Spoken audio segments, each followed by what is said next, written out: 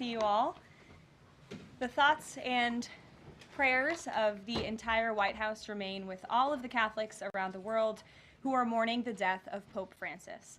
Pope Francis touched millions of lives and dedicated his life to serving the Catholic Church. As a mark of respect for his memory, President Trump ordered flags be flown at half-staff, and he will be traveling to attend his funeral in Rome. The president will depart from Washington on Friday morning and return to the United States on Saturday evening following the funeral service. I can also confirm the dates of the president's trip to the Middle East. He will travel to Saudi Arabia, Qatar, and the United Arab Emirates from May 13th until May 16th. And on Thursday of this week, President Trump will welcome Norwegian Prime Minister at the White House for a working visit. The two leaders will discuss trade and regional security. This will be the 13th head of state visit of President Trump's term already. At the border, President Trump continues to deliver on his promise to make America safe again. The Wall Street Journal captured the Trump effect in a recent article. Border crossings grind to a halt as Trump's tough policies take hold. U.S. Customs and Border Protection recorded its lowest southwest border crossings in history in March, and we're seeing the same successes at our northern border. Here's how the New York Post put it. Northern border sector previously overrun by illegal migrants sees dramatic drop in crossings. We haven't seen anyone since November, end quote. According to U.S. Customs and Border Protection, just 54 illegal aliens were apprehended in the Swanton sector of our northern border, which stretches more than 300 miles in March.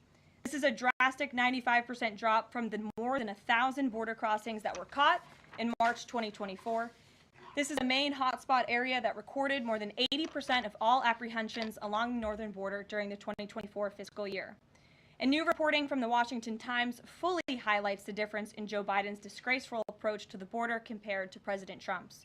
Under Trump, border catch and release has dropped 99.99% from worst Biden month. You can't get much better than that. This statistic in particular is astounding.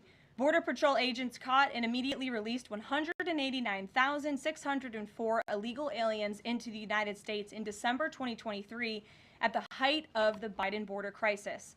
But under President Trump, Border Patrol agents caught and released only 20 illegal aliens into the U.S. in the month of February. Thanks to President Trump, operational control of the border is becoming a reality, and the administration's historic enforcement measures are yielding huge results. Illegal aliens are finally getting the blunt message. If you cross the border illegally, you will be swiftly deported and never return to the United States of America. Efforts to arrest the criminal illegal alien invaders are continuing to ramp up.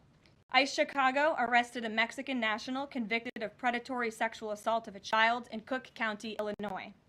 This week, ICE Denver arrested a Mexican national convicted of sexual assault of a child in Houston County, Texas. ICE Miami arrested a Nicaraguan convicted of aggravated battery in Hillsborough County, Florida. ICE Houston arrested a Salvadorian national convicted of attempted sexual assault of a child in Escape in Dallas County, Texas. And ICE Chicago arrested a Mexican national convicted of aggravated sexual abuse of a minor in Illinois. Despite the Democrats' insane objections, President Trump will continue to embolden law enforcement officers to arrest dangerous legal alien criminals and keep our communities safe.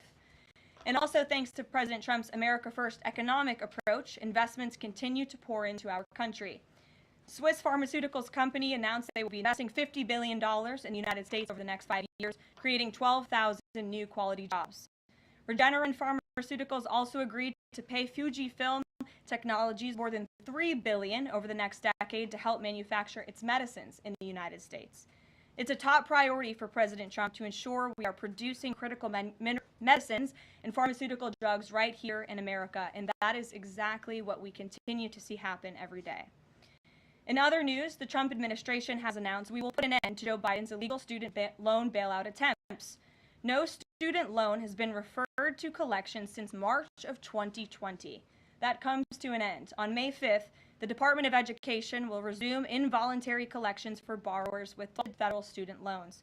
The student loan portfolio controlled by the federal government is nearly $1.6 trillion, but fewer than 4 out of 10 borrowers are in repayment. This is unsustainable, unfair, and a huge liability for American taxpayers. Debt cannot be wiped away. It just ends up getting transferred to others.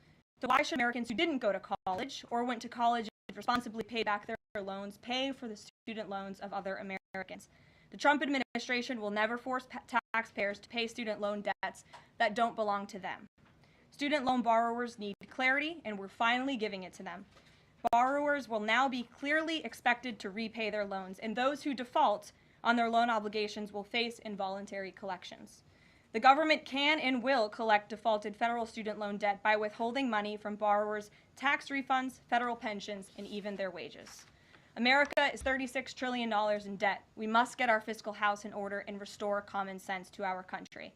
If you take out a loan, you have to pay it back. It's very simple. President Trump will not kick the can down the road anymore. Before we open it up to questions today, I want to commend our pool photographer who is in the room with us today.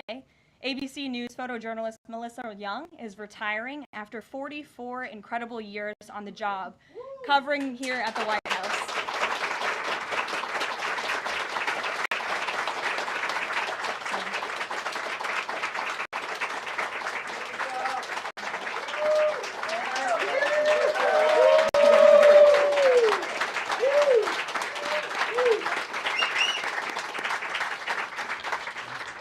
Melissa, congratulations. You have the largest round of applause I've ever heard in this room. So there's something we can all agree on, and you've had an incredible career here covering the White House. So congratulations to you, and we hope you enjoy retirement.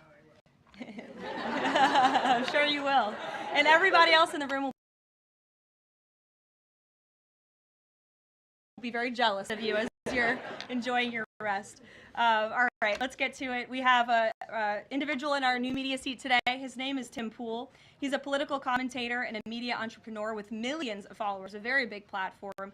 Currently hosts Timcast IRL, a daily news and discussions show, and The Culture War, a weekly podcast exploring cultural and political issues.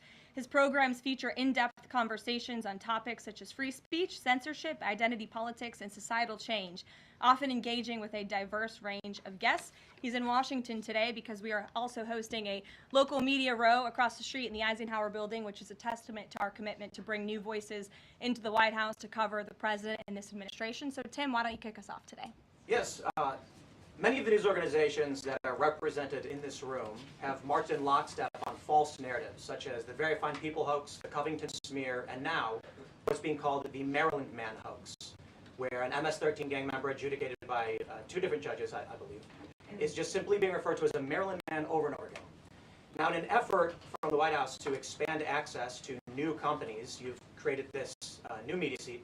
So I'm wondering if you can comment on, following this expansion, you've had numerous outlets disparage the companies that you've had sit here, as well as the reporters. I'm wondering if you could comment on the unprofessional behavior, as well as elaborate if there's any plans to expand access to new companies. Sure. Well, we certainly welcome diverse viewpoints in this room, which is one of the reasons we have you in here, and there's many new faces in this room in comparison to the previous administrations. We want to welcome all viewpoints into this room. We welcome unbiased journalists who really care about the truth and the facts and the accuracy, and you rightfully pointed out the Maryland Man story, which I, from this podium, when the Atlantic published it, on that very first day, I came to this podium and said, this is wrong. The press in this room have this story wrong, and we have seen more and more evidence come to the table that we have had all along. We were always right. The president was always on the right side of this issue to deport this illegal criminal from our community. And it is despicable to see the media continue to refer to this individual as someone who is just a peaceful man living his life in Maryland. This was and always has been an illegal criminal, an MS-13 gang member, and a designated foreign terrorist. And the administration maintains our position to deport these individuals from our community. So thank you for being here, Tim. It's great to see you. Thank you. Dasha, why don't you kick us off? Thank you, Karoline. You're welcome. I really appreciate it. I have two questions, one on the Pentagon and another on the economy. You said on Fox News that the entire Pentagon is working against Secretary Hegseth. But the people who were fired were Hegseth's own guys. So how do you swear that, and what do you say to concerns that that's bad management? They were Pentagon employees who leaked against their boss to news agencies in this room. And it's been clear since day one from this administration that we are not going to tolerate individuals who leak to the mainstream media, particularly when it comes to sensitive information. And the Secretary of Defense is doing a tremendous job, and he is bringing monumental change to the Pentagon. And there's a lot of people in this city who reject monumental change, and I think, frankly, that's why we've seen a smear campaign against the Secretary of Defense since the moment that President Trump announced his nomination before the United States Senate. Let me reiterate, the President stands strongly behind Secretary Hegseth in the change that he is bringing to the Pentagon, and the results that he's achieved thus far speak for themselves. Is there an FBI investigation into the leaks? The Secretary said that these people would be prosecuted. So is the FBI investigating? You'd have to ask the FBI, you have to ask the Department of Justice on what they plan to do, but certainly we take leaks with the utmost seriously across this administration. You've seen people fired from the Department of Homeland Security. The President has made it clear it's an unacceptable behavior. On the economy, Caroline, Peter Navarro said that it's perfectly possible to do 90 deals in 90 days. We haven't seen one just yet. How soon might we see a deal, and what evidence can you share that progress is being made in these trade negotiations? Sure. Well, I spoke to our entire trade team this morning. There is a lot of progress being made. We now have 18 proposals on paper that have been brought to the trade team. Again, these are proposals on paper that countries have proposed to the Trump administration and to our government.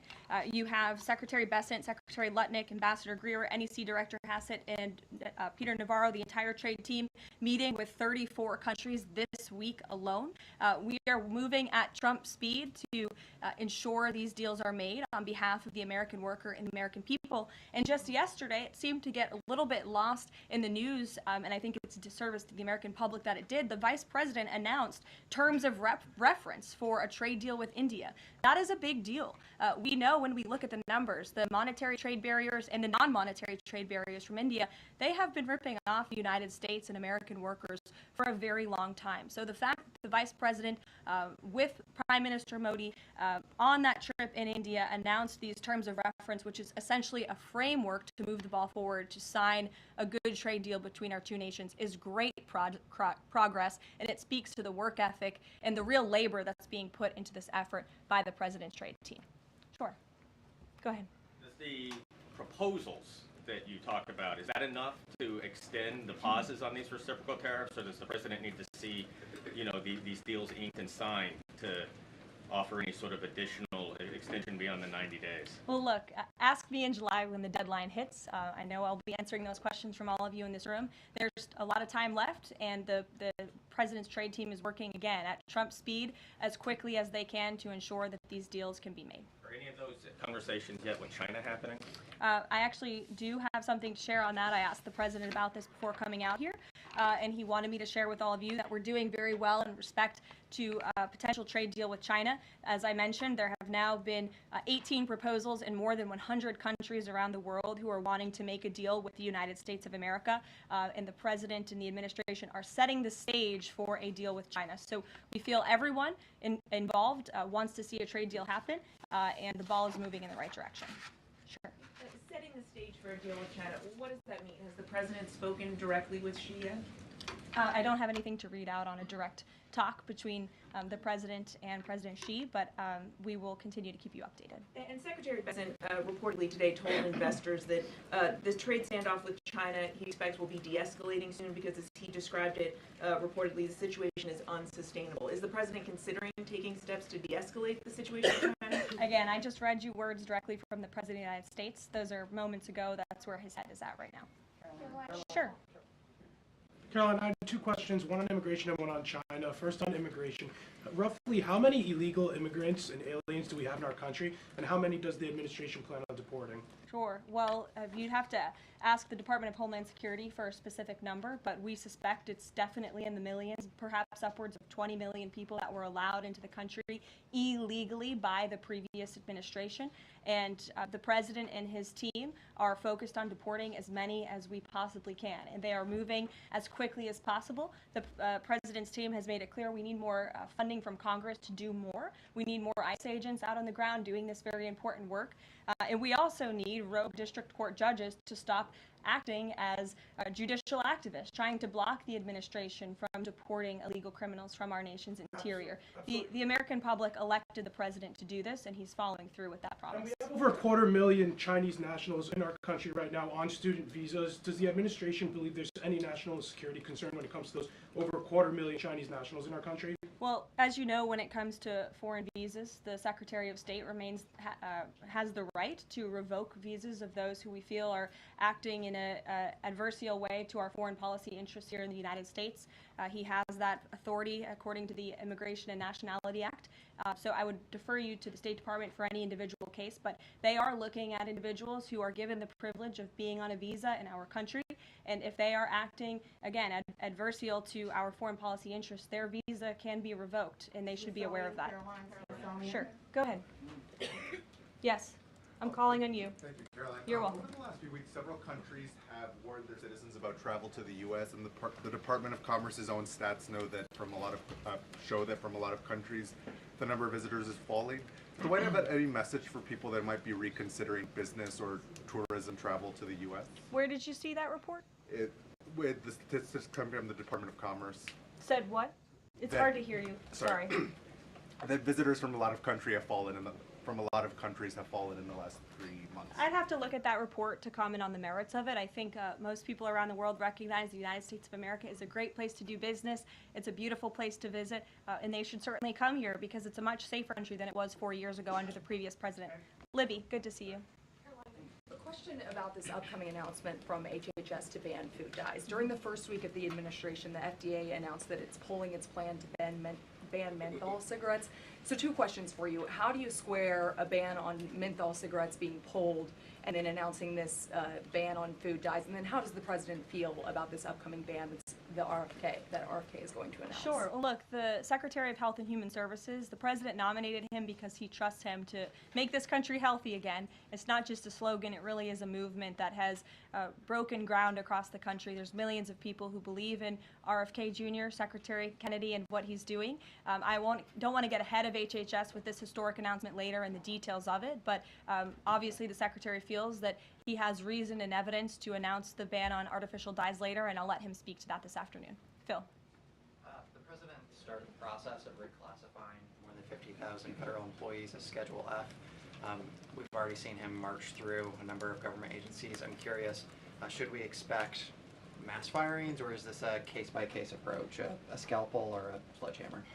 Well, look, as you saw on Friday, the president put out a statement about it. The Office of Personnel Management reclassified workers. They're now called Schedule Policy/Career. And all the president is trying to do is ensure that federal workers are being held accountable for corrupt behavior. If they are engaging in corruption as a government worker, they should no longer have their job. I think that's pretty common sense.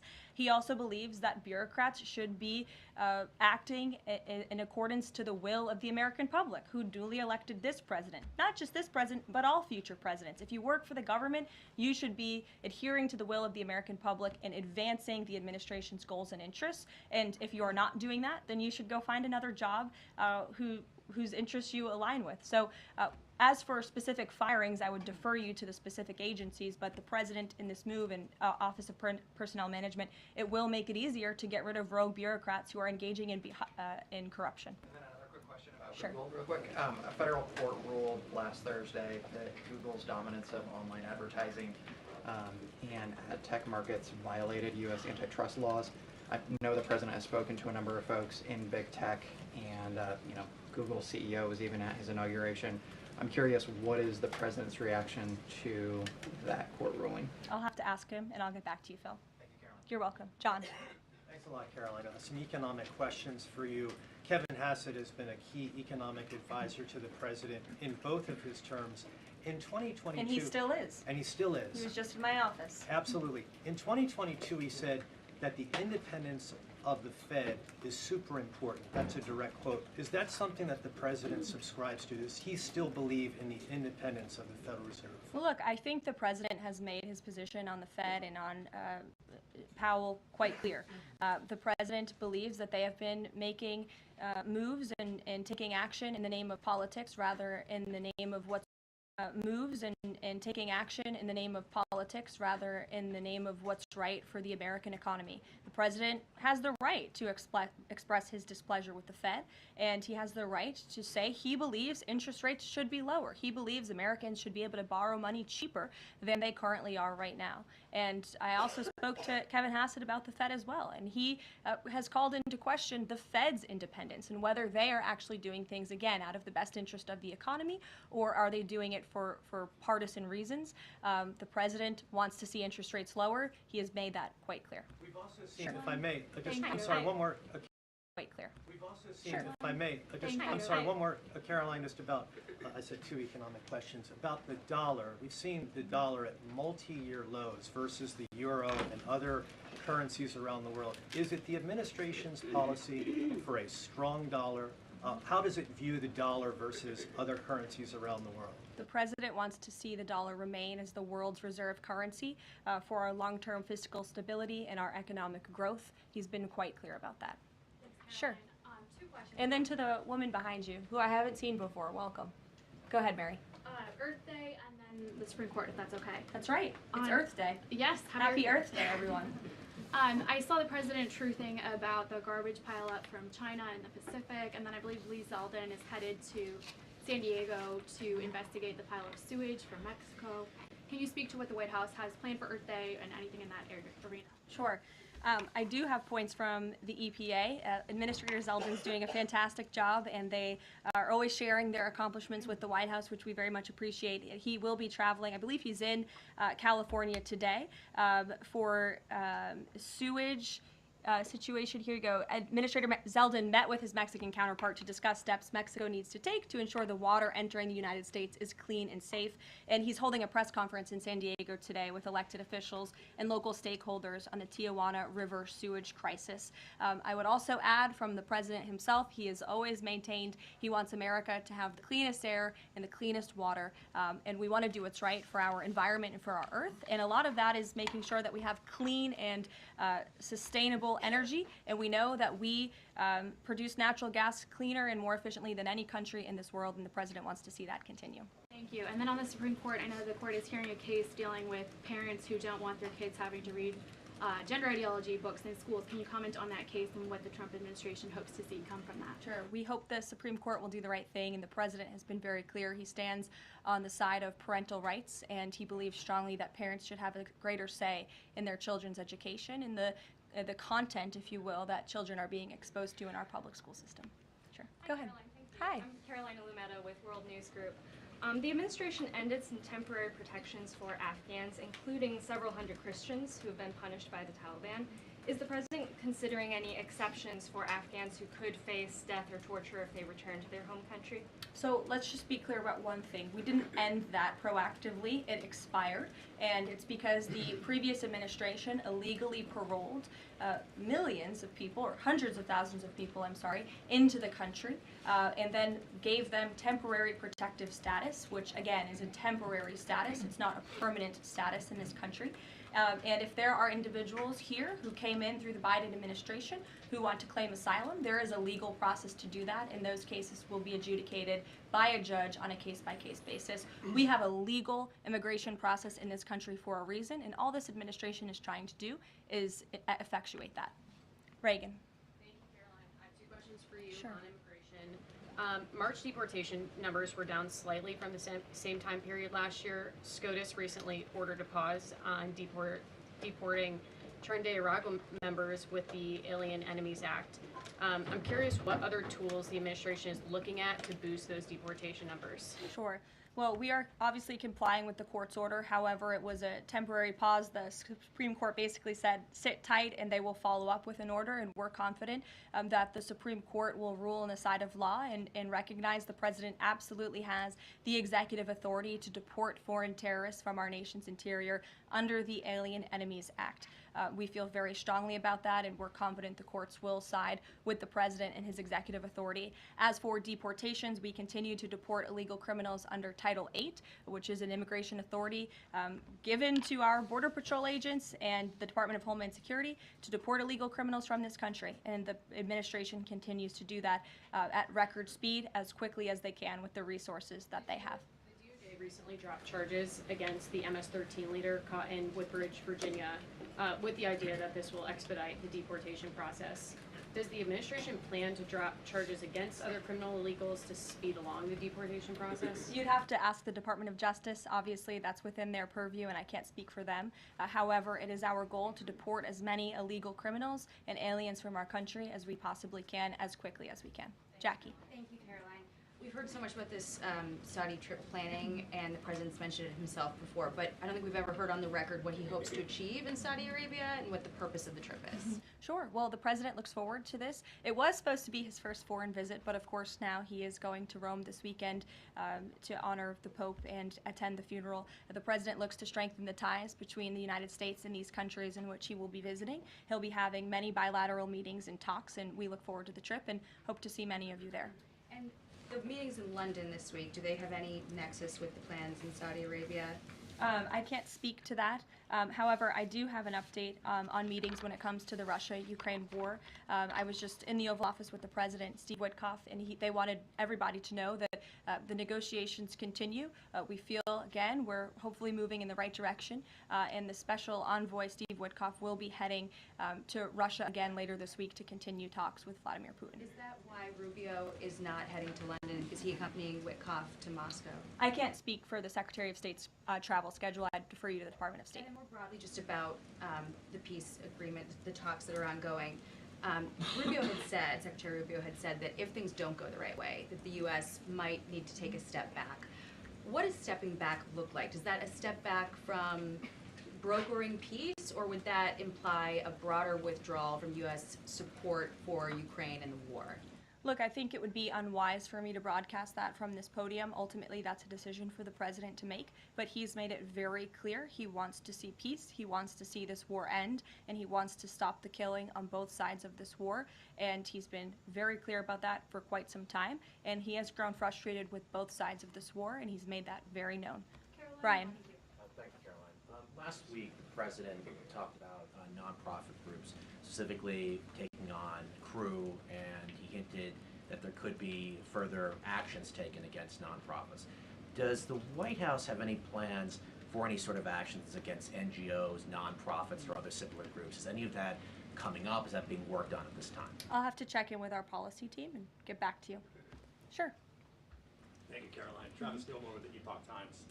Are some colleges using taxpayer funds to further political agendas? And what is the administration's response to Harvard's lawsuit? Sure. Well, the president has made it quite clear that it's Harvard who has put themselves in the position to lose their own funding by not obeying federal law.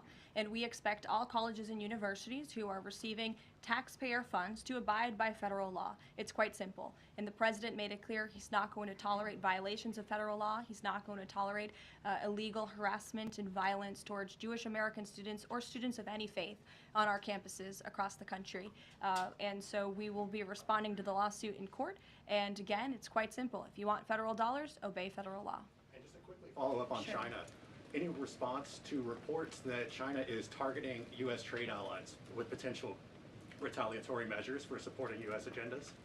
I think the numbers and the sheer number of countries that have reached out to the United States and reached out to this administration to cut good trade deals speak for themselves. The entire world knows that they need the United States of America and they want to do business here, and so we'll stay focused on cutting good trade deals on behalf of the American worker. Stephanie. Thank you, Caroline. Can you give us any additional details from the president's call with Netanyahu today?